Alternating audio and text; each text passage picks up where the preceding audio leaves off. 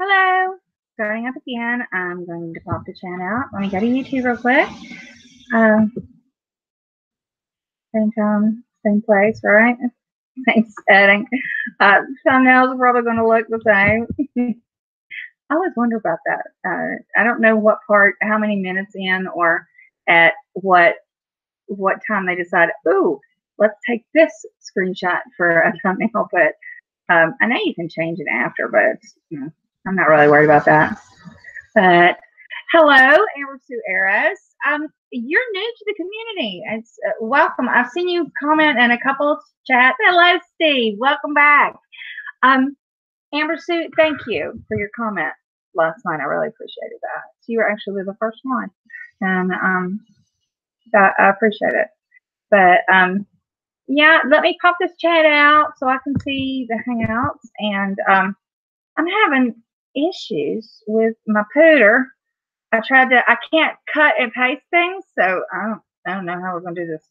The Google. Hello, Felicia Campbell. Hi, Shelbelle. Hi, honey.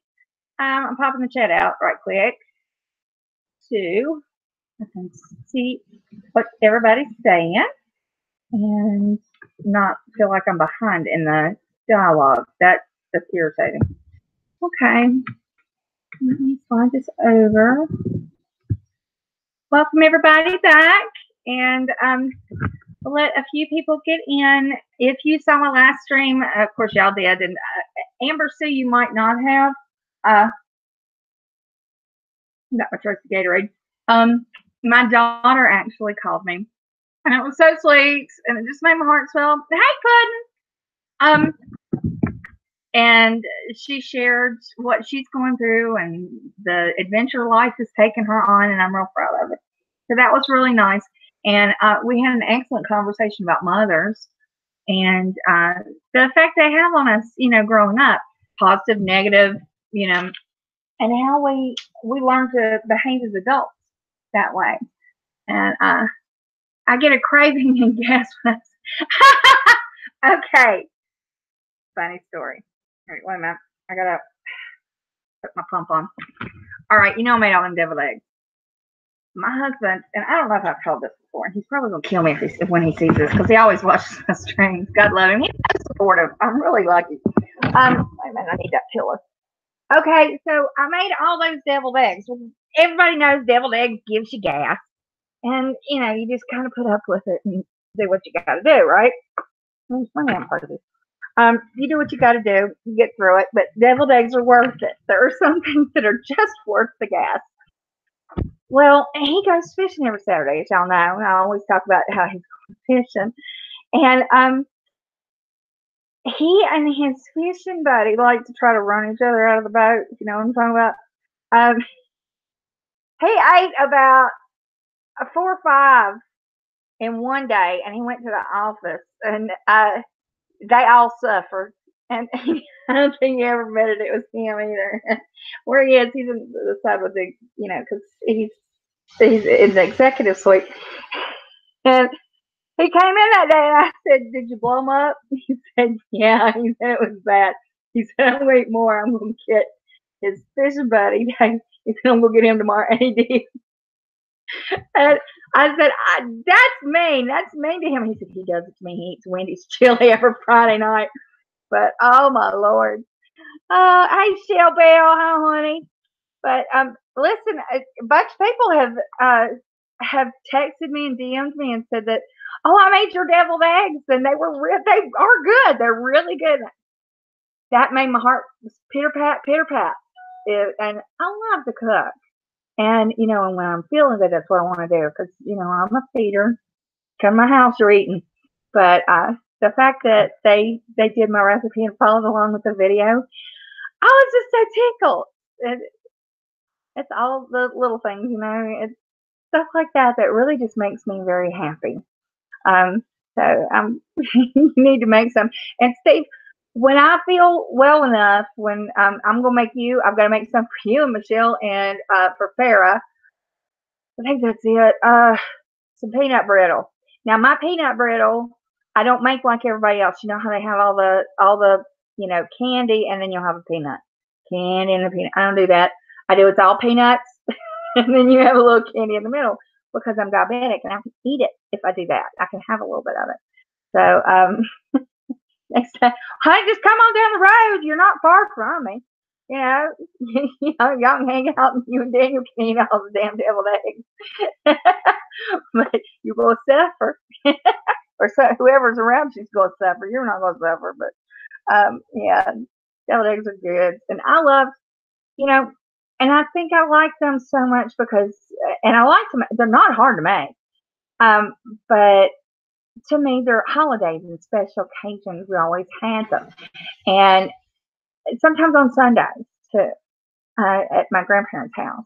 And I just, so they make me happy. They make me think of good times that I've had growing up in the past and visiting with family. So, and Steph, honey, listen, go to my, hey Scottish, hey honey, hi Twana. Steph, go to my deviled egg video. They're easy to make. It's not hard once you get stuff. I mean, it's literally just a few ingredients, and they're not hard at all to do. And even piping it in, I mean, it's not hard. I show you tricks to it, and tricks to making the eggs real easy to, have the shell slide off. So go watch it, and you can make you some.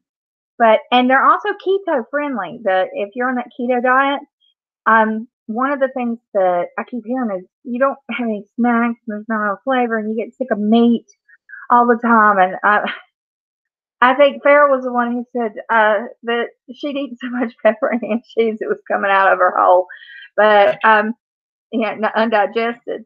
And I said, well, there it is. And she's one of the ones that made it and she really enjoyed it. So that made me happy. But welcome everybody. Okay, once you ask questions, just put it in the chat. If you want to come on panel, I'm maneuvering. For some reason, my right click thing is not working to where I can copy and paste. But all you have to do is put a question in the chat, and I pay real good attention. I want chocolate cake. I just ask whatever it is, and we'll discuss it. If you want to learn about wait a minute, please hang us. I've never done that, but what I do is I put salt in the water, and then as soon as I'm done boiling them, I pour the water off immediately and pour ice over them.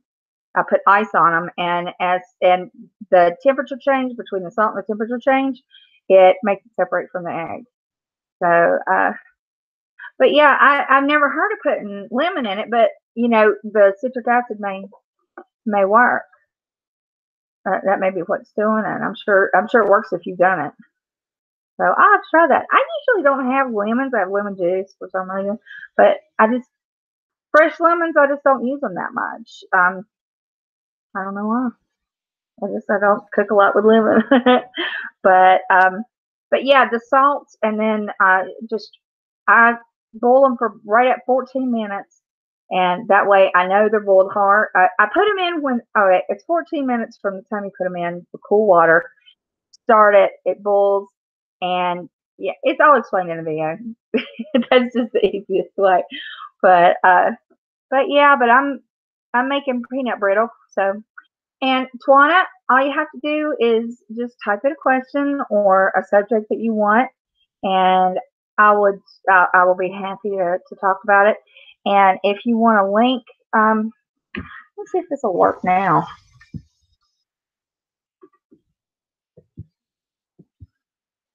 No, my right click button, there is something wrong with it. I'm on the old computer. I'm still learning my Mac, and I don't know it well enough to be comfortable to do a live stream with the Mac yet. But I'm gonna. Les is lucky because she got her new one, but she had somebody to tell her how to do everything, and I don't. So I'm having to read, and y'all know I'm okay. Come on, be right back. Yeah. Okay. What's the difference between depression and anxiety? Okay. Well, actually, they're very closely connected. Okay. You can be depressed and anxious at the same time. You can have anxiety with depression, and it can be. Depression is when you have too much serotonin in your system. Your body chemistry is changed to where all of the good feelings are kind of muted, and the negative and, you know, sadness and all of that, the way our brains work, you know, different chemicals affect us in different ways, and we produce those chemicals when good things happen or we have good thoughts or bad thoughts. Well, what happens is depression, all of the chemicals that come out are like if you watched a sad movie and you can't get out of it. Um, Not for a long time. It takes your brain chemistry to change. That's what antidepressants do. And so you're staying in that low part. But even in depression, you can have anxiety because anxiety works with a different system. It's the what we call the fight or flight.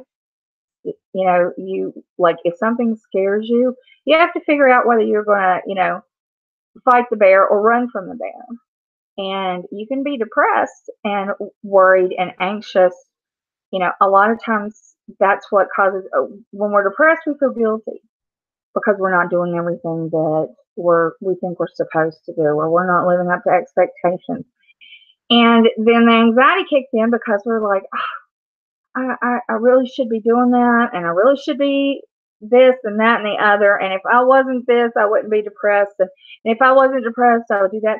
So those feelings come into your head, and that's when you get an overload of endorphins. You get, you know, it's adrenaline, and that's what causes the anxiety, and the heart can race, and you can have a lot of different symptoms. Some people feel like they're having a heart attack if it's a panic attack. Now, if you have generalized anxiety disorder, that's anxiety all the time, and that comes with depression as well. Both kinds can happen with depression, but the different chemicals that cause those, but they are what we call comorbid. They both they act together. So you can be depressed and still anxious, unfortunately. But anxiety is really interesting to study, because it affects people in so many different ways. Like, you can have generalized anxiety, which is where you're anxious and nervous and maybe jumpy, and you worry a lot about what you're doing and what others are doing and how you're affecting them. That's generalized. And then you have panic attacks, and panic attacks can be mild to severe.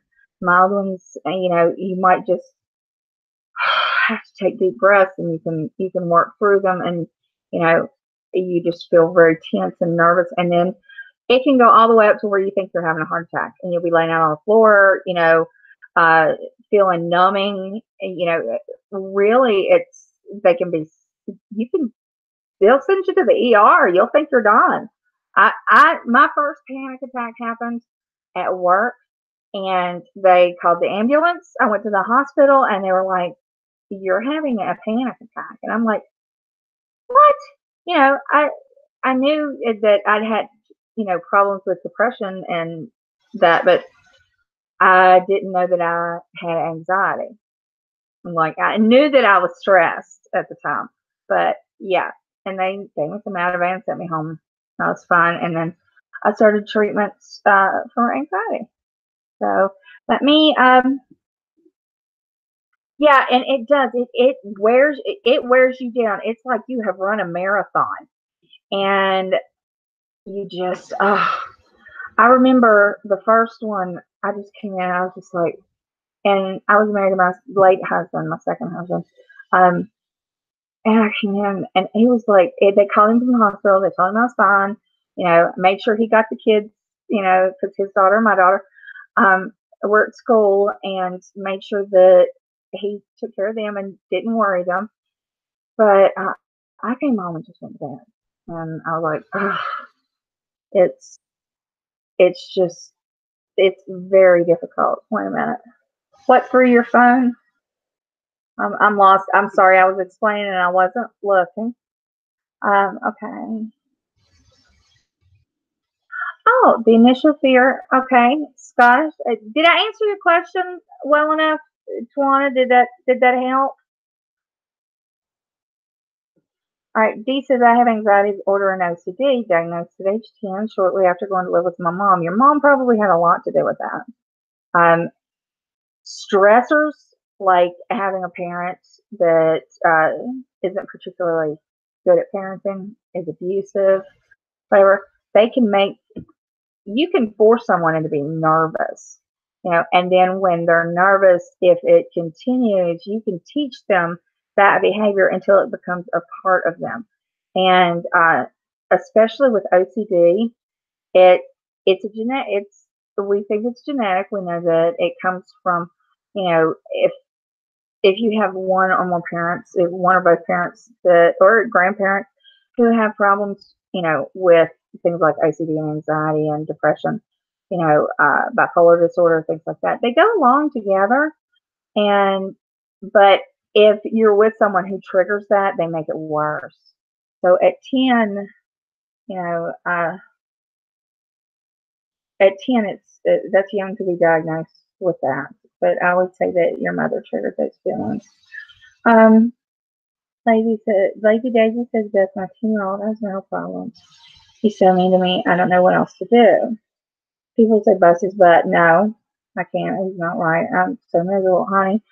Okay, let's talk about this because I know there are other people who have similar problems, and and they're on the internet, and I don't need to name them, and I won't. But at age 10, um, you've got to get him in to see a therapist. They may diagnose him with ODD, which is oppositional defiance disorder. He may be ADHD. He maybe has, there are all sorts of things that can cause kids at that age to all of a sudden change, because they're prepubescent. So there's hormonal changes, but there are also mental changes. The brain is growing, and we know that. Also, if he's acting out and you don't know how to handle it, that he can feel like he's got some measure of control over you. And a lot of times when kids feel unsure of themselves or they're having problems in other areas, they're looking to have some kind of control. So he may be acting out and basically tormenting you, making you, feel like, what do I do? Hitting him, spanking him, that's the worst thing you could do because that's not teaching him. All it's going to do is make him hit you back when he's bigger. And I've seen that too much. It's Spanking does not earn respect or better behavior from children. All it does is cause fear and resentment and anger. So if he's already angry and he's acting out, and hey John, good to see you. If at 10 he's acting out, what you need to do is you need to get him into see a counselor and talk about his behaviors. And you want to do positive reinforcement, because if he's acting out now in a negative way, you want to show him how to flip that. Say he comes in and he throws his book bag or whatever he does, and you tell him to pick it up and he throws it at you. Okay, that's one example. You need to stop, take the book back, and put it back where he had it thrown the first time, and you say, I asked you nicely to do that. If you pick this up and you take it to your room, like I told you, you'll be allowed to go outside to play, or you will be allowed to have your phone or computer or whatever it is. Listen, kids have things that they really treasure. My daughter's was her cell phone. And if I took that phone, she about lost it. So she would do almost anything to keep her phone. Your son will have things that he is motivated into wanting to keep, privileges he wants to keep, things he wants to do. If he plays a sport, you can say, if I don't like to, because sporting activities take out aggression, like baseball, you're hitting a ball, you're doing things like that. So, but he's if he or he's hit you, he's trying. Yeah, he is he inpatient right now? Yeah, you always want to give attention for good behaviors, and I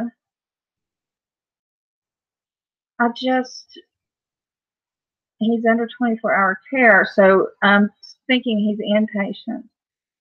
Uh, let me see. Let me scroll up. Apologize.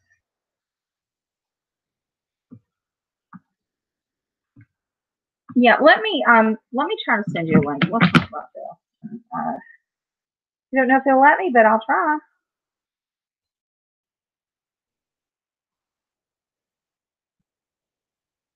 Okay.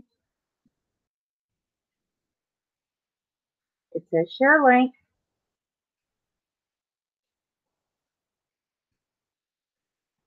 Mm. I'm going to need to send it by, I guess, I'm trying to do it on Twitter, but no, it wants to tweet it out to the world. I can't do that. I want to share the link. Let me put it in. Can you put your mail in here? Your Lazy Daisy. If you can put your email address in the chat, and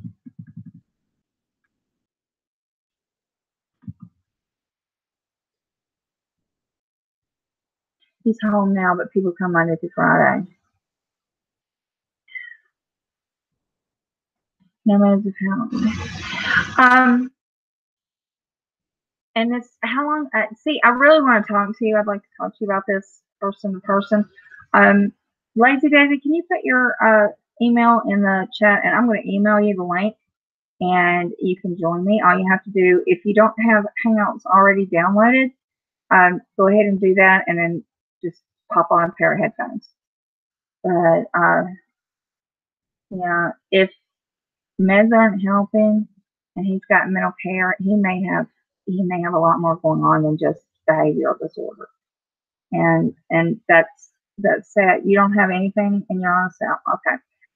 All right.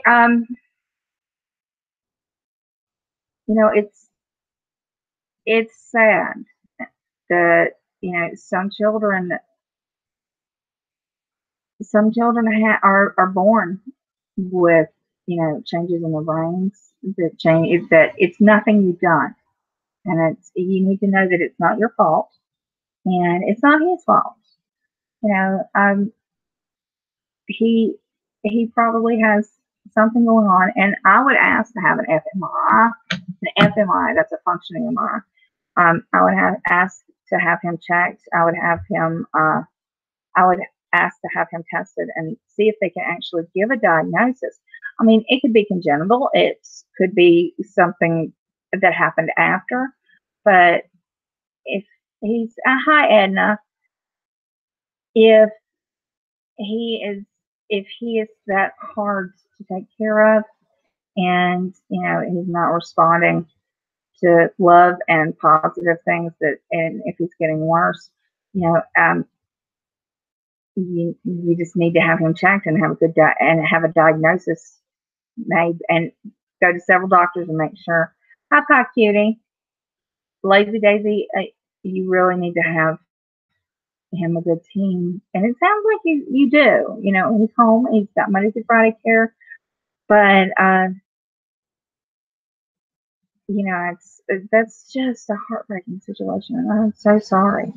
You know, I wish I could offer you more. It sounds like you're doing the right thing. You know, but don't let him hurt you. You don't want to. He's 10. If you can, just prevent him from hurting himself and from hurting you. I'm sure they've trained you on, you know, to do the bear hug where you cross their arms and you put your legs around them, and you know, until they calm down. You know, one med has caused huge weight gain. He weighs holy crap, 160 pounds. Yeah, that would be hard to handle. Hey, Obi, giving you a big hug. But you know, lazy Daisy, honey, I think you're doing the right thing, and just always with children who are that severe and have problems like that. My thing is just make sure you always tell them that you love them, and you know that they're not bad. You never want to say you're being a bad boy, you're bad. Just say we need to change behavior. Come on, let's do better. Let's change this. how about instead of you kicking and, let's do something else, and you can redirect sometimes. But like I said, you really need somebody that's in the home with you that can help you do this, and somebody who really cares. And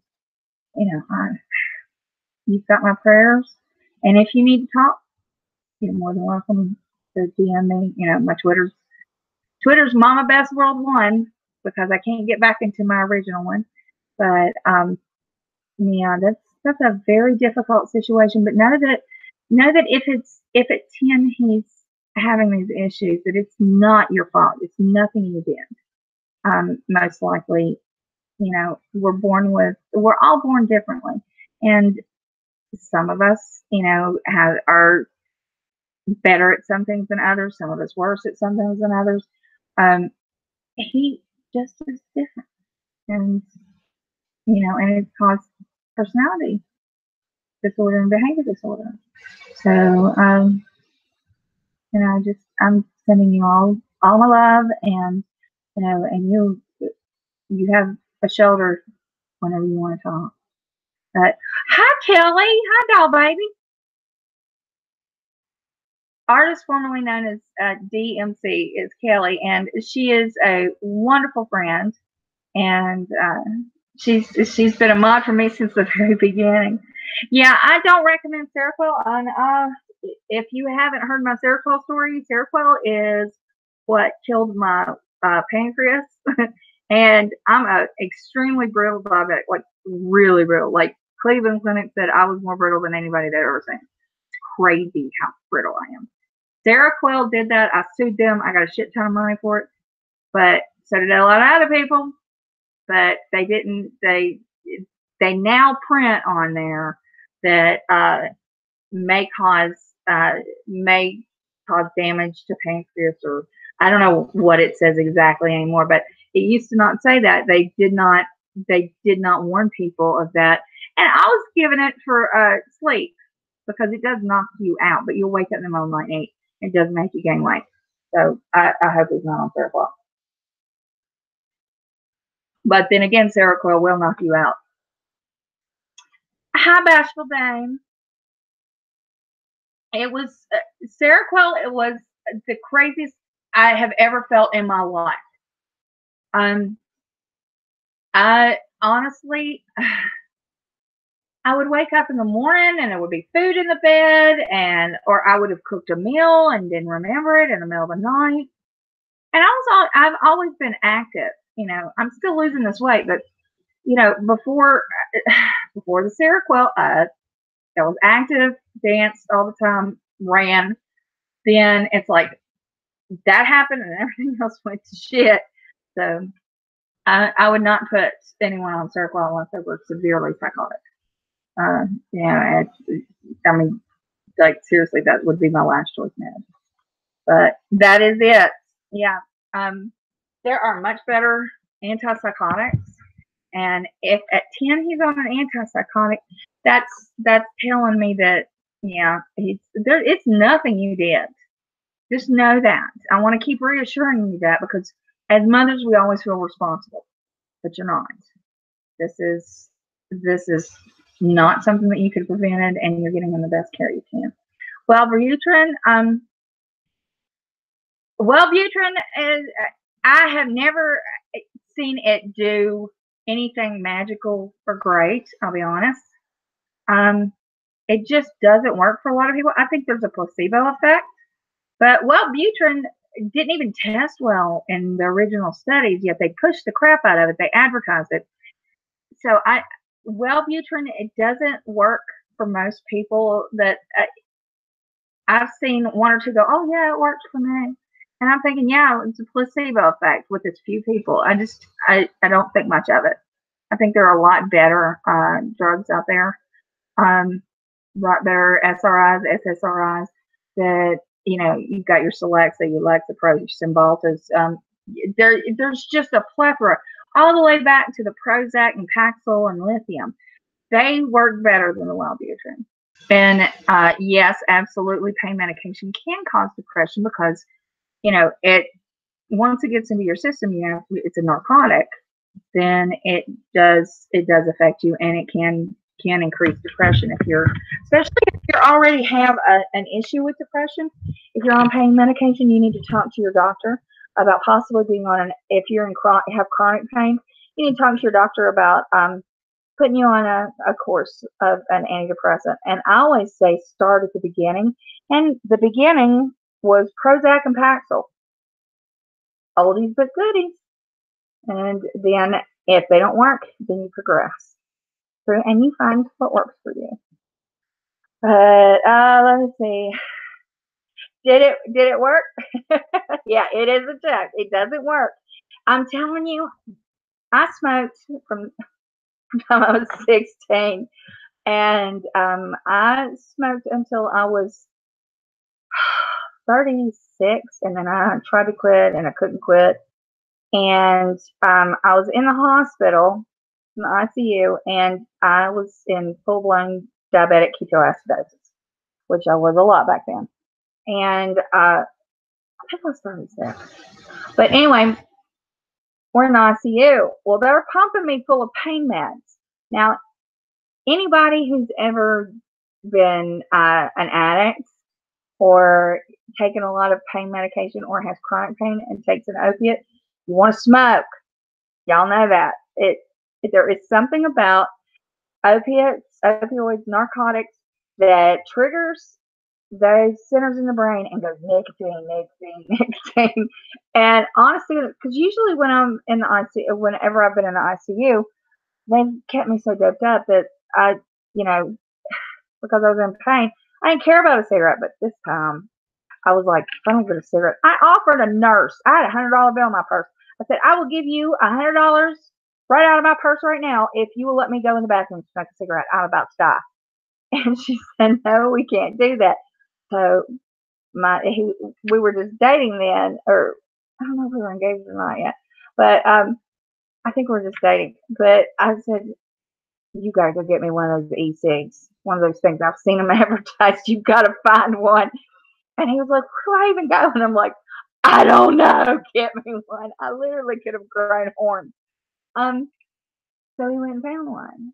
And of course, there's no smell, and it's just water coming out. And the ICU let me use it. I was like, oh, thank you. Thank you. Now give me an extension cord so I can plug the charger in. It brought me like two of them and then a bunch of cartridges. Well, I started using that. And by the way, that popcorn lung is bullshit because I haven't smoked since. And I haven't had a cigarette since then. In fact, I went home and I had to wash everything because everything smelled like smoke. Even though I didn't smoke that much, I only smoked about half a pack a day. But still, it smelled like cigarette smoke.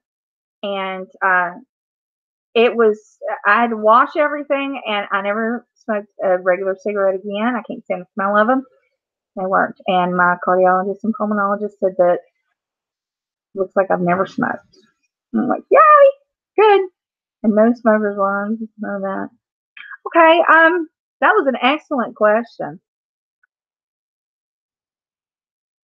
Yeah, whatever. Wait a minute. Let me go back up. I don't want to miss anything.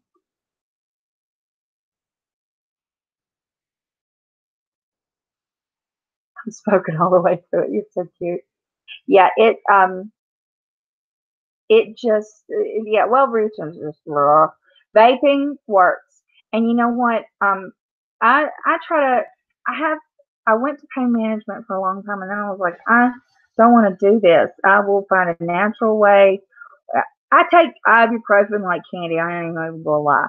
I take a lot of ibuprofen, and then my RA med, they decrease my pain because they take down the inflammation. But a lot of times I just suck it up as much as possible. And every person with chronic pain, you don't start screaming until it's like at an 8, 9, 10. And then I get packed in ice a lot. But when I I don't vape even, I have them, but I don't want them unless I have to take something for pain or if I'm in a lot of pain. And that's when I get cravings. And I'll take a hit off the vape, my phone. So yeah, Joe, you see, 2.5 years, and I mean, it's see, Prozac is very good. Prozac is an excellent medication. I use hydro, and it took a while to adjust to work with my site mix. Okay. Yeah, it takes. Listen, anything that goes with pain and psych, and then you need therapy with it as well, which I know Steve was very responsible about that, and now he's progressed to work. He just checks in and gets he's on maintenance, what we call, and I'm really proud of him for that, because a lot of people don't don't make it through. They don't do the, okay, I need crisis counseling, then let's get me in therapy and on medication, and then we'll, lower the frequency of therapy and keep the meds going, make sure the meds are going. And then it's like a 1 month check in, then it's a 3 month check in. And that's what we want. It's not like, you know, I say this, and I don't care for chiropractors. I'll be honest with you. I have a thing about chiropractors, but we're not like chiropractors. We don't want to keep you coming back, and doing the same thing. We want you to progress and heal. And so, that's our goal, is to make sure that you're taken care of, and that you're happy. Kelly. I am so proud of you for vaping and not smoking. I'm telling you, it's the only negative I've ever heard was put out in a study by R.J. Reynolds, who is a tobacco company, and then they started putting out their own vapes. But before they started putting out their own vapes, they said that it would cause popcorn lung, and because the oil would get into your lung, and it would be like the people working at Orville Redenbacher's popcorn plant and all this. No, I don't know anybody that's gotten popcorn lung, and I probably talk to more people than most because I'm online. I'm in support groups for my RA. I think there's like 50,000 people in the support, and everybody is quitting smoking by vaping. So the tobacco companies have a vested interest in keeping you from doing it. They'll sell you the vapes, but they want to keep you on them, and they don't want you to quit. My thing is, use them, then quit, because you start breaking that oral fixation. Smoking not only affects your brain, with the nicotine, which is a poison. It's a poison, but your brain likes it for some reason, and but after it's out of your system for 48 hours, you are no longer physically addicted. Mentally, yes. Mentally, it can take what feels like a lifetime, because you have that whole, that getting it out of the pack, tapping the pack. You ever see somebody tap the pack like forever? No point in that. You don't have to pack the pack down. Believe me, the machines did it already. But they tap it, and then they open it, and then they get it out, and it's a whole ritual. And then there's a hand to the mouth, and you don't quit until the cigarette's gone, right? Vaping is different. Vaping, you just pick the dang thing up and go a couple times, you're fine. And so that breaks that oral fixation, the mental, the psychological hold that cigarettes have on you.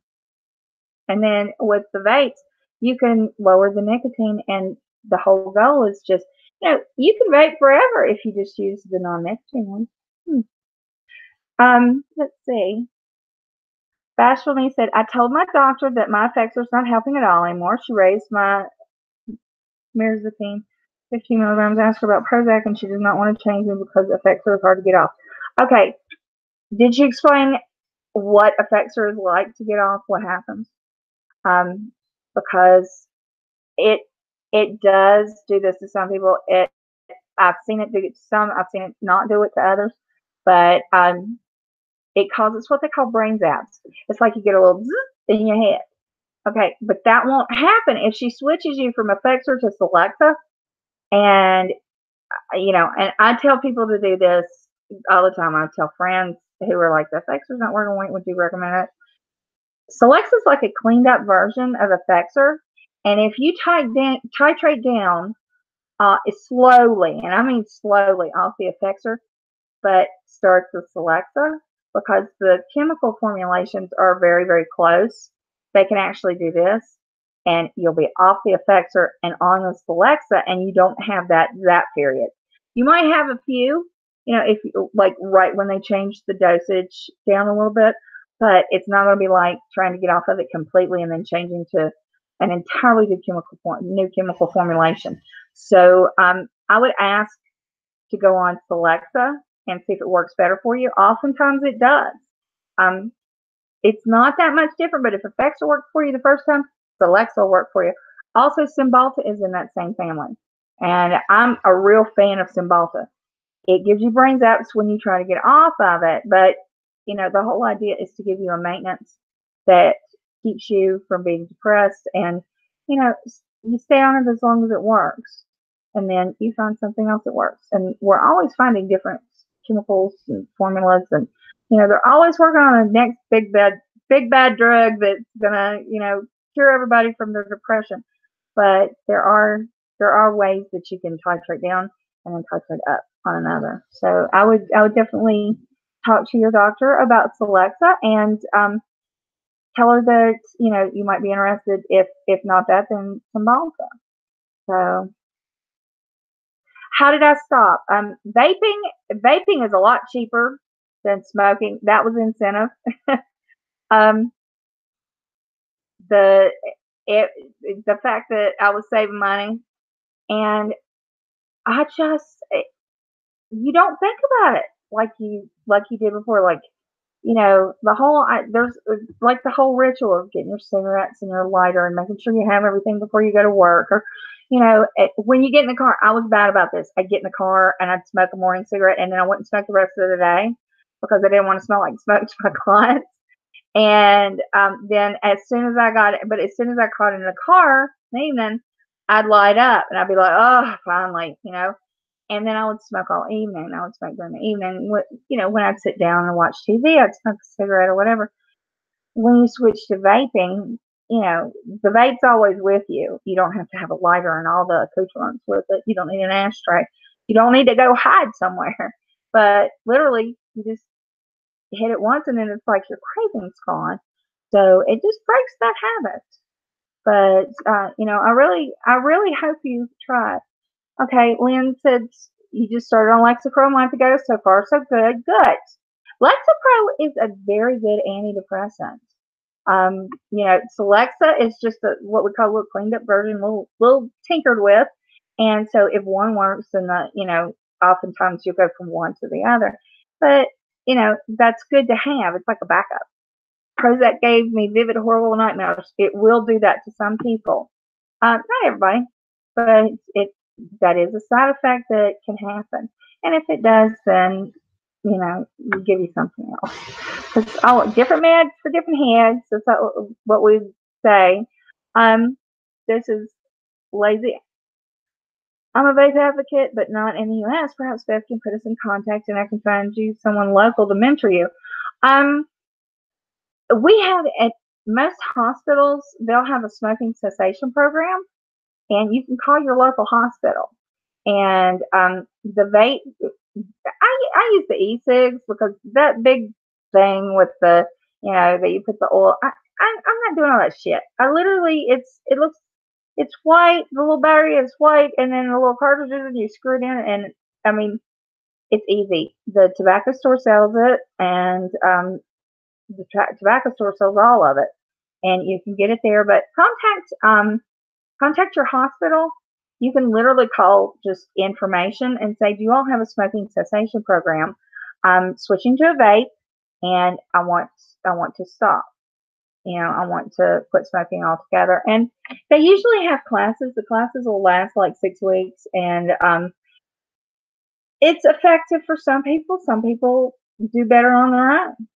So, but if you feel like you need support, then definitely call your local hospital. Every hospital that I've worked with or known or been in, they always have a smoking cessation program. Because back when I smoked regular cigarettes, they'd say, would you like to join our smoking cessation? And I'd say, nope, I enjoy smoking. Not really. But let's see, Dee said, I asked my doctor about vaping last month. He told me no, it was worse than smoking. That's bullshit. I'll say that right now. He said, do the chemicals in it they were starting to find out were bad. No, your doctor is behind the times. He's probably read that same study by R.J. Reynolds. Um, what is in there is nicotine, the flavoring, which is usually like if you get it, you can get fruit or whatever. Uh, the ones that I get are have a small taste of vanilla and water, and all you're doing, it goes into your mouth and then it'll hit the back of your throat. But by the time it's cooled enough, because it's in water, um, it it's in your mouth in the mucous membranes, and a little bit in your throat because that warm water is hitting that has the flavoring, but it's not hitting your lungs like a cigarette will. And no, it is much safer than a cigarette. Oh Lord, let's put this thing on snooze. You know what? I like this pump because I've got the sensor with it, but it's annoying. It's always wanting attention. My dogs want less attention than this pump does. But yeah, they tried to, like I said, they tried to say that it was worse and that you were going to get popcorn lung and all that stuff. No, they found out that's not so. And I personally, when my pulmonologist and my cardiologist, when I had all my appointments and had all the, scans and the x-rays and you name it done and the breathing tests and all of that, because I was really sick last year back in March. And he said, when was the last time you smoked? And I said, I quit. I vape whenever I take any kind of pain medication because it gives me a craving. I said, but he's like, 10 years since you had a cigarette? And I'm like, yeah. And he said, because your heart and lungs look really good. He said, it looks like you've never smoked. So, yeah, let's see. Exactly. Nicotine is no more addictive than coffee. In fact, it's less. It's harder if you drink coffee. Like I used to drink coffee all day. I'd drink at least a pot. It took me forever to get off of coffee because I don't drink caffeine. Once in a blue moon, I'll have a soda, and that's like a treat. If my sugar drops, I'll have a Coke. If I don't have any juice, but I drink Gatorade and flavored waters all the time. You know, caffeine. I don't need caffeine because I have GAD and I have panic attacks. So, but the coffee would actually, where I'm ADHD, it reversed on me. So I would drink coffee to kind of mellow out, if that makes any sense. But it took me like a year to quit drinking coffee and taper down because I would get terrible headaches. And then I'd have to take Excedrin because it's got caffeine in it. And,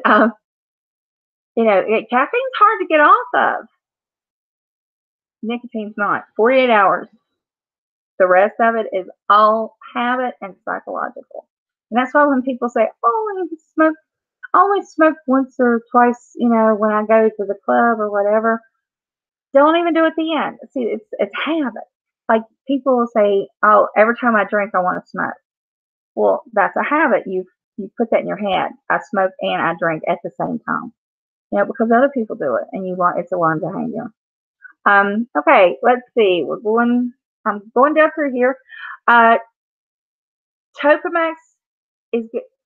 People say Topamax is good for smoking and losing weight. Isn't that a headache drug? Actually, it's an anticonvulsant. I take it because it helps with migraines. It prevents migraines. I take a dose every morning, and I haven't had a migraine in I don't know how long. You need a low dose. It's not a high dose, but it doesn't help you quit smoking. And it can help you lose weight. I noticed when I got on it that I wasn't as hungry. And I know doctors who take it just so that it'll help them lose weight. But, they say physician, heal thyself. Well, yeah, Topamax will help you lose some weight, but it helps with migraines and it helps keep you from having seizures. And so I kind of get all three benefits. It reduces my appetite. And I haven't had a seizure since, oh gosh, it's been a while. But I went on Enbrel, and that's one of the side effects that I'm a dumbass sometimes. I tell people to do things and then I don't do them. Well, my rheumatologist put me on Enbrel, and I had a small stroke, and then I had a seizure, and that's why my smile's a little crooked, is because of the stroke. But anyway, um, yeah. So I should have read and known when. I mean, I literally just fell out on the floor, and I would have grand mal seizures. I had petit mal seizures. So I'm on Topamax. I had been on Topamax before for migraines, but I kind of quit taking it, and I just decided, I was like, I haven't had any migraines in a long time. Maybe I've outgrown it. But sometimes if you're in a stress-filled situation, and then your lifestyle changes, and who you're around changes, and you know sometimes migraines can disappear. And I was hoping that was going to happen. But then when I started having seizures, I started getting migraines. So they put me back on the Topamax, and it works very well. And but it never did shit for smoking. I'll be honest with you, it doesn't do anything for my smoking. But Topamax is very good. Um, why are you afraid to take the Topamax? You have migraines. You should take it. It's I don't know how many milligrams you're on or anything. I'm on 200 milligrams once a day, and it's really effective. And I haven't had any negative side effects from it either. I can say that. Now I'm sure there are. You'd have to go and read the warnings. Every drug, in case you don't know, every drug, you can hit Google and you can go to the actual drug site. You can see the study where it was tested first on. They usually test on animals, and then they do a human study, and they get anything that happens. Like, okay, say you're trying a new drug and you get a couple headaches. That goes into the possible side effects. Even if nobody else got a headache, and maybe you got a headache from something else, maybe like you had a sinus infection, that still goes into the list of possible side effects. And they do study after study, and they make sure that they, get the gist of what the risks can be, and then they list it all. And so you can go down through all of those, and you should. I didn't for Enbrel, learned a lesson hard way, but yeah, go look at the side effects, and but I can say I take it, and I have very good luck with it. But let's see. It took me about 2 months, and I was bedridden for about half of that. Then I got told that I needed running to replace what I was missing from the effects. So, holy crap! I am so sorry. You had a rough time. Mm. See, those are that's unusual, but think it does happen with some of these medications, and different things.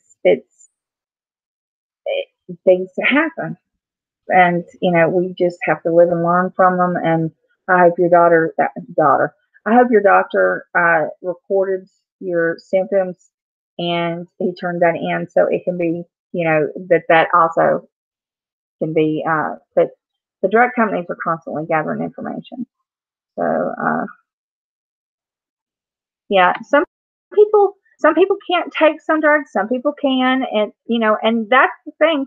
There's yeah, there's no chemical in the vape except nicotine. That's right, and over 400 in arsenic and carbon monoxide. And so yeah, your doctor's wrong. You could tell him I said so. So y'all, that vape, did y'all just put the cigarette? Yeah, yeah. I put them down. Never wanted them again. I was like, okay, I'm getting the nicotine. I'm fine. I'm doing this because that stinks. And honestly, it was the smell.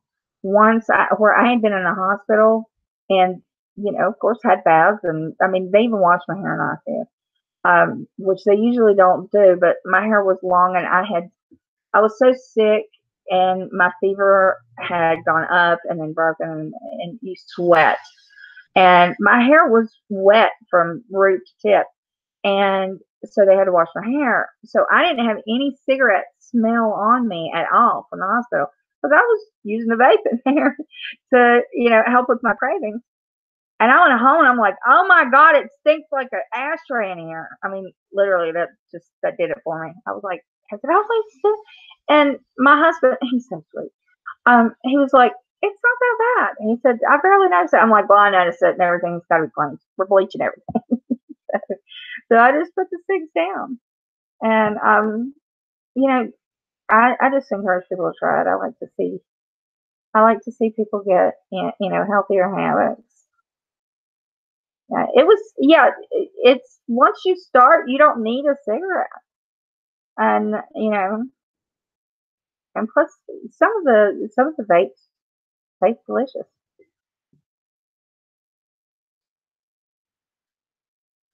Yeah, and even if you don't smell it on yourself, other people smell it. That's why I was always worried about, like, at work.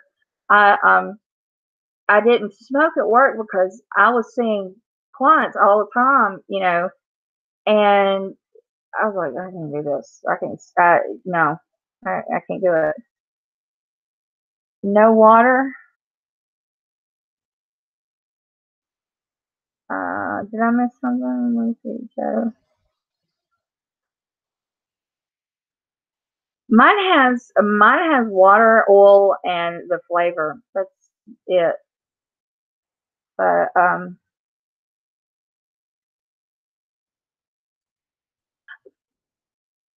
the your vape doesn't have water in it because it's an oil. But mine has in the cartridge it does say water, and I don't know. I don't do it enough to hurt anything. But wouldn't vaping water be safe? I mean, if it's just it's literally small molecules. You wouldn't think that would hurt. I don't know. Maybe I'm wrong. Yeah, Scottish Stern. I love coffee. I'm not even gonna lie. The we get decaf, and thank God they make decaf now that tastes normal. But I love the smell of coffee. I love the taste of coffee. I don't want any crap in my coffee. I drink it black. I like flavored coffees. Some I like hazelnut and French vanilla. But Lord, I love a good cup of coffee. Oh, we go by Starbucks, my knees go weak, and I don't want all that shit in it. You don't have to put whipped cream and milk and all that hot milk. I don't want any of that. I just want the oh, I miss coffee. Gatorade, West Virginia bourbon. That's it. Uh, I just find it amusing that I have been accused of so much stuff in the last 24 hours. It's hilarious. See, you all know more about the milligrams of vaping because I do. I just know what I did and what people tell me.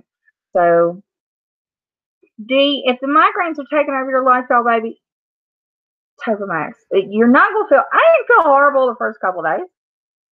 You might, but isn't it worth a chance to feel like you've got this little, but no more migraines? I mean, I'm sure you've tried Imitrex and other things like that. Um, give it a shot. It can't hurt to try. You know, yeah, my husband is amazing. I'm very lucky.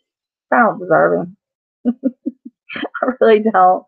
I am so behind in a chat. I am because I'm trying to answer everybody's questions, and I don't want anybody to think that I forgot.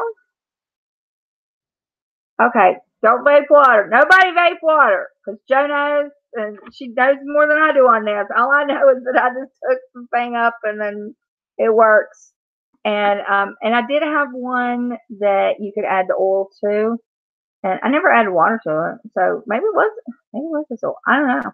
Anyway, I didn't like that because I could never find the same flavor that the originals were, so I just like screw this. So just get the originals. I don't, so. What did you put in your protein smoothie, Scottish? Honey, if I could clone him, you have no idea. I have people go, if he had a brother, I'm like, get a brother. Everybody'd want him because if he was just like my husband, I'm serious. Everybody's like, you need to clone him. I am very blessed, and I know it, and I thank God every day. Listen, I had the first one was an asshole. The second one that died on me, and he was worthless. He was pretty, but he was worthless. I mean, just being honest, rest in peace. But I think, and I prayed a lot, and y'all know that I'm real into my faith, and I believe that God works in His way through us, and that He hears our needs. And I prayed because I said, Lord, unless I find a man that is worthy, I just don't want to get married again. I don't want to be in a relationship again. I'll go out with my friends, but I'm done. I've been married twice. The first one I divorced, second one passed, and I'm like, and every time I go out with somebody, they were just jerks, and it was, it was just awful. And then I met my husband, and we dated for a while, and then he went back to school. He was getting his master's, and then we got together right before he graduated, the night before his birthday, and uh, we have not been out of contact. Even when he has gone like on fishing trips with his buddies, he calls me all the time during the day just to talk. If you love someone and they love you and you just want to talk to each other, that's awesome. To find someone that loves you like that and that you love like that, it's just amazing. And Scottish, you are too pretty to be alone. And Scottish is a girl after my own heart. The third is the charm. Steve's single.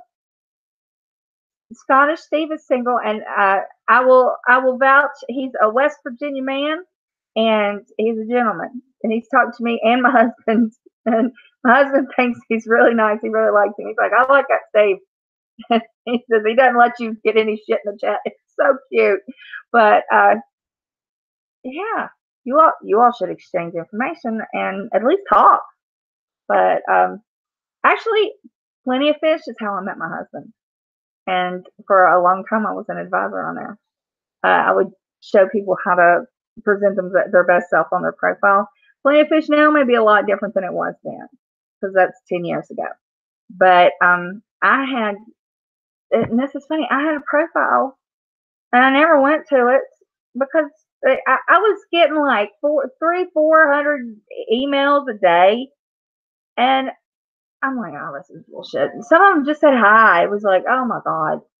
And I was like, this is enough's enough. I'm not doing this. And we just did it for shits and giggles. Me and a friend of mine, she was my graphic designer, and at my agency. And I was like, let's do it, see what's out there, just like that. And I would look at it every now and then, basically just to see who in my hometown was on there. And I went out. I got asked out by quite a few gentlemen, and I was talking to different ones. And I would go out on a date with one, and invariably the red flags would fly. And I got real good at catching those. Like if they show up your house and they've got 4 different kinds of tires and a lot of primer on their car, and as soon as you get in, they start talking about how they live with their mother, and they didn't tell you, but they live with their mother, and they've got 3 kids by 3 different women, and they don't have a job, and they're behind in child support. I mean, the stories I heard, I could write a book. And Daniel was on there, and of course, I didn't know him, but I don't know, something. It was his eyes, I think, because his eyes are real, real blue. And I actually sent him a message, and I never did that. I was like, I think I said something like, "You have pretty blue eyes," and he responded, and we talked for a long time. And we talked online, and then we talked on the phone, and then we found out that we knew all the same people. How weird is that? His dad was in politics, and my parents and all our friends, they're all into politics. They held different offices and stuff, and we knew all the same people. And he wasn't far. He wasn't raised far from where I was raised. We just never met. Something we'd never met. So we had a lot in common, and we had a lot of the same values, and and it just worked out. So it just depends. I don't think any one dating site is better than the other. To be honest, it's like going into a bar. You never know who you're going to meet. But at least online, that there's a good chance that they're not drunk. In a bar, they're probably drinking and having a good time, and you're gonna You might have beer goggles or whatever. So at least online, you can take your time. You don't have to give out your information all at once, and you can talk. Yeah. So, oh, Scottish. Let me tell you, I've heard some funny stories. I could sit and tell stories about being on that dating site and the things that happened. I mean, I could sit and talk about that all day. But I met some nice people, and I dated other people other than my husband for like 3 months, 5 months. I dated one fella for about 5 months, and then his job took him across the country, and he was really nice. So there are nice men and women on the dating sites. You just gotta kind of sift through and listen to what they say, watch for the red flags, and but it's all worth a shot. You know. Mrs. Robinson, God love you. You are very lucky to not know why I have all those thumbs down. Last night, I was on the stream on Drama Live, and I talked about this in my earlier stream. And I consider the creator, the woman who runs that stream, I consider her to be a friend.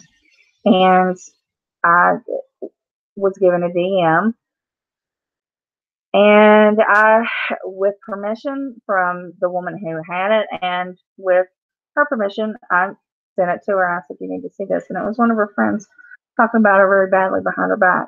And I would want if that was going on, the way before I did it, I thought, what would I want someone to do if I was in her shoes? And I would want somebody to tell me. And I wish I had softened the blow because it did hurt her feelings. But anyway, the woman who badmouthed my friend, she's apparently in the hospital, or she got out of the hospital or whatever. I don't even know what her situation is. I hope she's fine.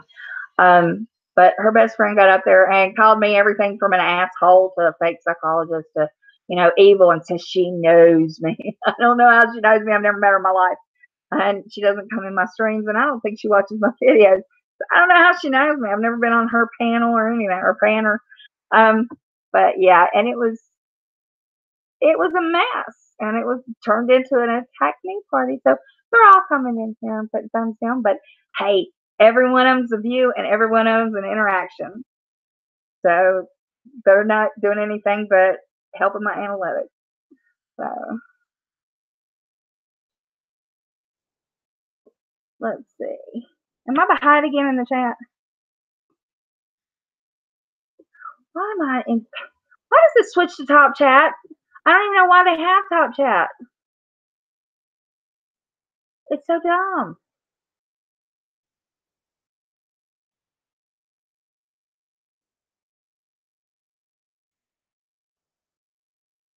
Crisis counseling. That's a good question. Okay. When you have something traumatic happen in your life, like you're feeling suicidal, you have lost a loved one, you have lost a child, wife, husband. If you've lost your job and you don't know what to do, you're feeling suicidal, it's a crisis. Crisis counseling is when a team comes together, and it's a psychiatrist, a psychologist, and then oftentimes you'll have just a mental health support team as well.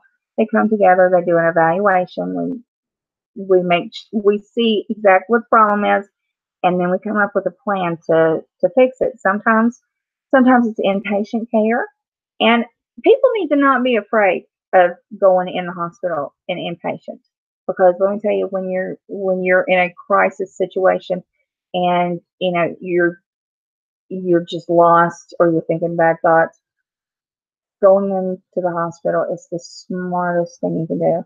And it gives you a break. It takes you out of the world that is causing you stress, and lets you go in to a place where everybody is caring for you and they care about you, and you can just concentrate on getting better. You don't have all that other, all the outside stuff. It blocks all that out. So going inpatient is really smart to do if you're needing crisis counseling. And then what we do is you know, we see if you need medication. We put you on, and most of the time we'll do either a short course or a long course of meds, and then we'll see what kind of counseling you need, what you'll respond to best. Sometimes we'll do different kinds, individual, group therapy, um, and rest, a lot of rest.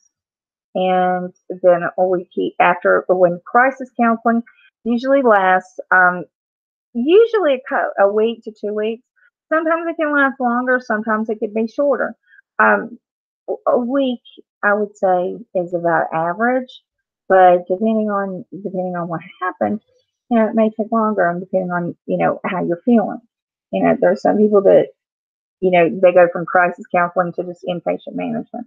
But yeah, crisis counseling is when the shit's gone crazy and you're going, that's when crisis counseling comes in. And we're here to help. Yeah, it's one-on-one and group and your drugs, and it's it, inpatient is the best. I tell you what, when I was being aggravated to death by that stalker, um, who was literally doing everything just to torment me, um, I went on a short course of antidepressants, and I had my anxiety medication. But I told my husband, I said, if this gets any worse, I'm going inpatient. Because inpatient, you don't have a phone, you don't have the internet. Uh, you literally, you can read a book, you can concentrate, you don't have all these people and all that stuff. It was getting to be too much, and yet I couldn't unplug. And then finally, it stopped. Something distracted that person, and it stopped for a while. Thank God. But inpatient sometimes is the smartest thing you can do for your own health. It's absolutely there's nothing to be afraid of. There's you know there and it irritates me that in horror stories and movies they always make it sound like it's something terrible and it's a stark place and it's Nurse Ratchet and whatever. It's not like that. It's in none of the places, the hospitals and different facilities that I've ever worked in or been in, visited. Um, I not like that. They do their best to make people feel comfortable. You know,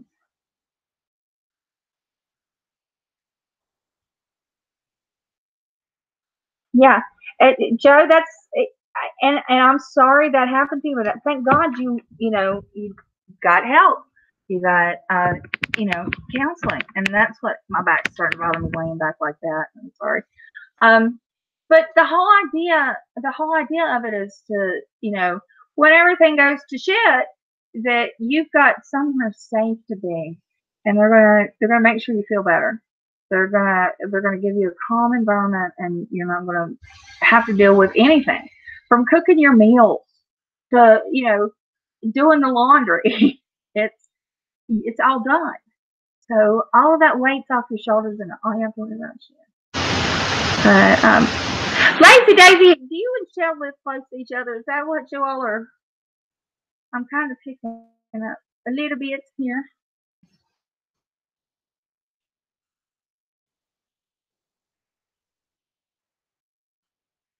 Yeah, I can handle trolls. You know, I I'm sure y'all seen me handle trolls. I can get ugly, and that's just I have a temper. I've got red hair. I do have a temper. I can cuss like a sailor when I'm mad, and but now I lost. Didn't handle last night very well. You know what? I should have just said I did it. Sorry if it hurt your feelings, and I should have softened the blow.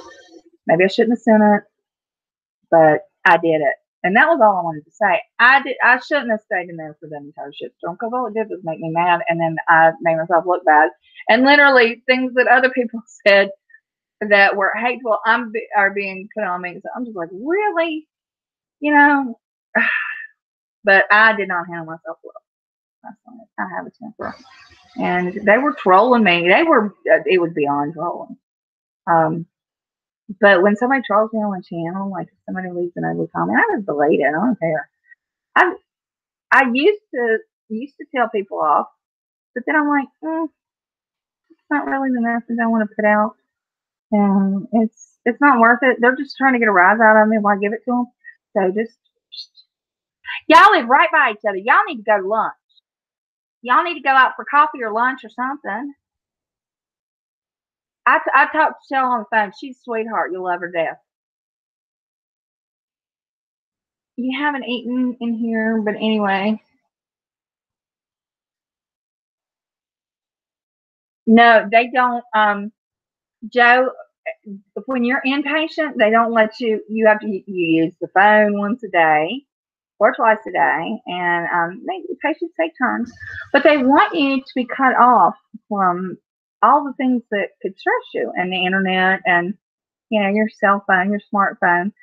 All of that is stress. And if that's especially if that's what, like with me, I was getting so upset about. So yeah, they wouldn't have let me have a phone. He checked me in because I told him, I said, I may go voluntarily or you make 5150 me, but yeah, one way or another, it just keeps up. You're putting me in. And he's like, honey, this is going to end if I have to turn the router off. We'll just delete every account. We're not going to let you do this. This is not good for you. But then it always does. And now I'm just like, screw it. Somebody says something to me, in a chat. It doesn't bother me. But yeah, inpatient, if somebody brings their cell phone in and they have other problems, like, they're there for just whatever treatment, but that they need to have contact with their family, but they don't have problems with any harassment online or bullying or internet addiction, which is a very real thing, porn addiction, which is a very real thing. Um, if they don't have any problems, then sometimes they can keep you fine, but not if you're being upset by things online. So. Tawana is 8 months ago. My life changed so drastically. I know I'm in bed or in my home most of the time. I cry a lot. I started counseling about a month ago. I'm headed to a pain clinic in a few days. God bless your heart. Oh, I am so sorry, Tawana. I'm glad you started counseling. That's a great step. And if you're if you're in pain and you're not able to get up and move, then yeah, you go to the pain clinic. Go get some help. Get that taken care of. You have to have a quality of life, sweetheart. And I think that's what we're all trying to do. Um, we all want to have a good quality of life. And that means being able to get up and go and do normal things that like grocery shop or go out to eat or meet a friend, or vacuum the floor, whatever it is. Okay, hang on, my dogs are bark. Okay, Daddy's home. Go on in there. My husband came home. They're greeting him. But, we want to have some kind of quality of life. You have to have some joy in life. Life does not need to be 100% pain and misery. That's not what it's meant to be. That's hell. This is supposed to be a place where we learn and grow and do and experience things. And Tawana, if you ever want to talk, you can contact me. Everybody has my Twitter. It's Mama Best World 1, and my DMs are always open. And I may not answer right away. I may be in a meeting. I may be in with someone, but or maybe asleep. Some people DM me in the middle of the night, and I answer right away because I've been up. Because a lot of times I get calls in the middle of the night. And but if you need somebody to talk to, I am here. And while I'm not your therapist, I can give you, an ear and shoulder. And I'm very happy. Thank you, Shelbell. There's my Twitter. All you have to do is click on it and just follow me. And anybody can DM me. So you know, try. I just want you to. I want you to feel better and know that you've got support. And everybody in here, everybody in this chat, in my chat, they're so supportive. And that's the reason that I love doing these. That I don't want anybody to, aggravate me to quit or anything like that. Which I've had some people say, "Oh, you don't get that many views on them. You should quit doing it." I'm like, you know what? But that's okay. The views that I do get, people that I do get are honest and they want to help and they need support. And I think it's important. So, I've got 30 watching in here, and that's fine. I don't need to have five, 600. I wouldn't be able to keep up with the chat. I can barely keep up with it now. But I just I just want you all to know that there are people like in this chat that understand and are supportive, and you can lean on one another. You can call me. We'll talk. And Lazy Daisy, I hope that I have. That's always my goal. Oh, honey, Steve said hi. They caught like 30. They caught like 30 fish today. Apparently, they were hitting everything. So he was tickled to death messaging me. I'm on live stream, and he said, "Tell you hi." So, did you bring me fish to eat? Oh, you did.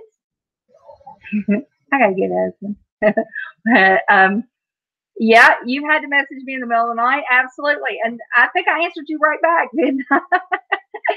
you know, I I try to, I get phone calls, and he's so used to it, he doesn't even wake up hardly anymore.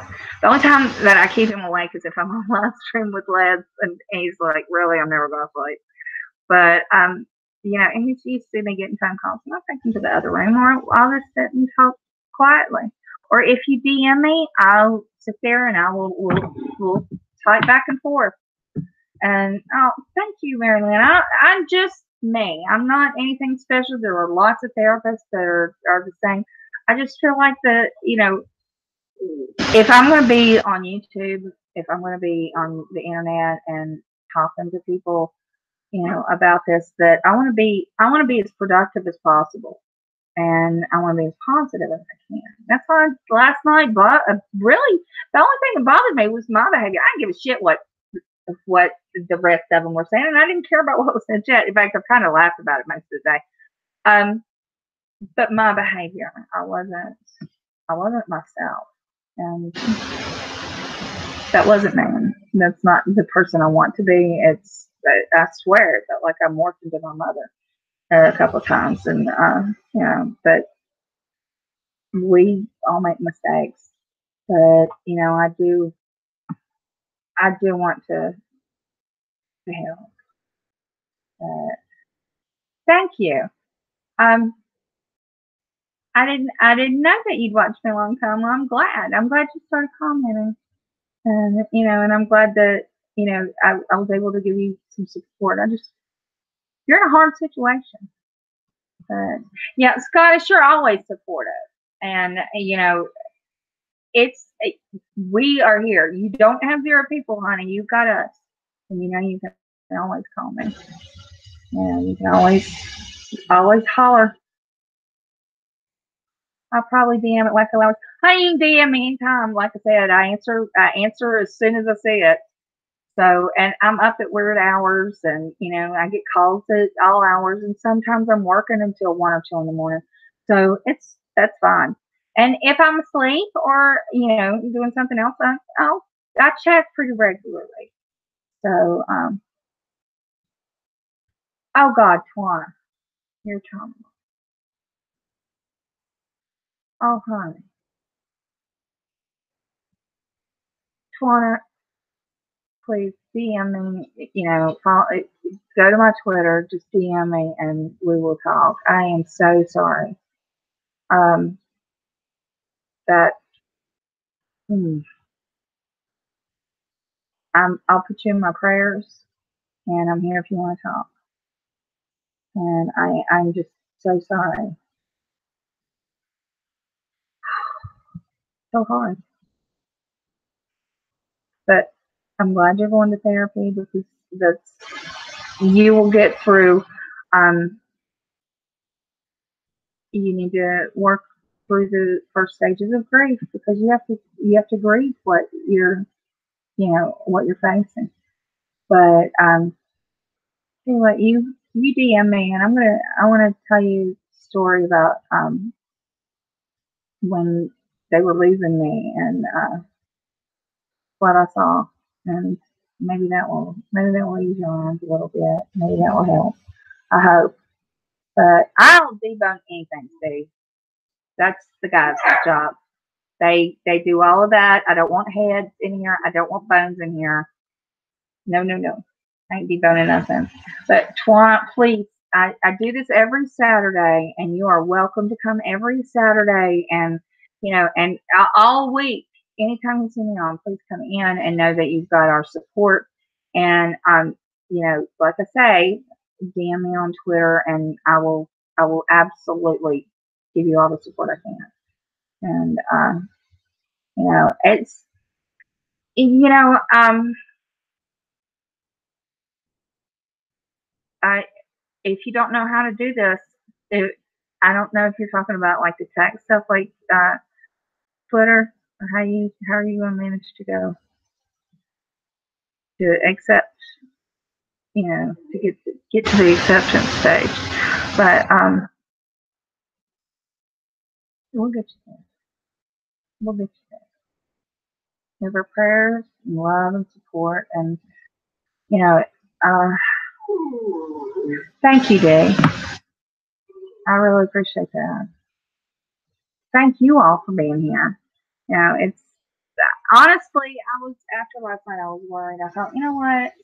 I've worked so hard to do good things and try to be positive, and then, did I? I mean, because people in the chat were just like, "You've ruined yourself on YouTube, and nobody will ever watch it." I'm like, really? And I thought about that afterwards. I was like, I hope that's not so, because I had an argument, and and I really didn't want. I didn't want to lose everything that I built, because I think it's important, not for me, but for people to know that there's support. So I really appreciate you saying that. And thank you, Lazy Daisy. And Tawana, you got support here. Tawana, we will teach you how to do Twitter. All you have to do is you add me as your friend, Tawana, if you know how to add people. My Twitter handle it says Mama Beth ALT, because it's my alternate account, and it's if you go in, there's at the bottom there's a little search. It's a magnifying glass, and on Twitter at the bottom, and if you touch it, then at the very top it'll have a search bar, and you touch that, and all you have to do is put in Mama Beth's World 1, number 1 after it, and that takes it right to me. Yeah, it was a lot of negative energy last night, Maryland. There's my Twitter. There you go. Thank you, Shell. Thanks, Michelle. I appreciate that.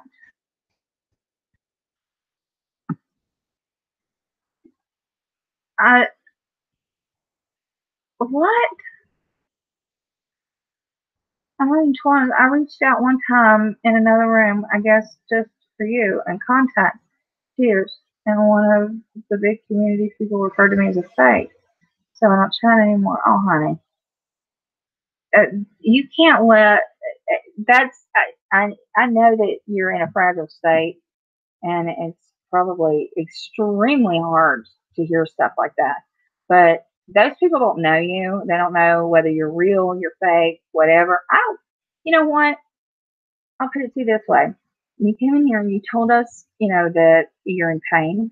You're just now seeing a therapist and getting pain management, starting pain management, and that you found out you were terminal. Okay, you've told me these things. They're either true or false. I don't know you personally, right? I mean, really, we know each other only by names and by what we see on the screen. But either it's true and you need help and support and love and compassion, or it's false. In which case, You need love and support and compassion because anybody that would say those things obviously needs help too, right? So I don't care who says what. They can say, "Oh, you're fake and you're doing this, whatever." Whatever. If you need to talk, you need to talk. If you're going through all of that and suffering, then you need support. If something caused you to, to make up a story like that so you could get some support, attention, hey, I'm gonna give you attention. If you ask for attention, I'm gonna give it to you. That's the way I look at it. You know, there are people who fake all sorts of things.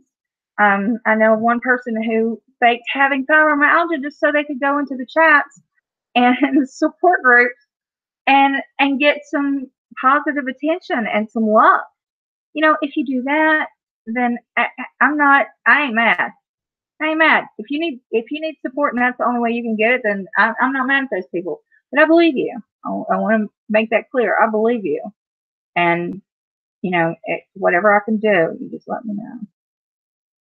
And CD says as well, and we have a good group here. We really do. It's so positive, and I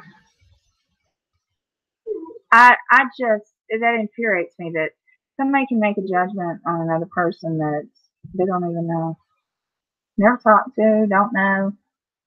Um, okay, you got me. You followed me, honey. I believe you. I do.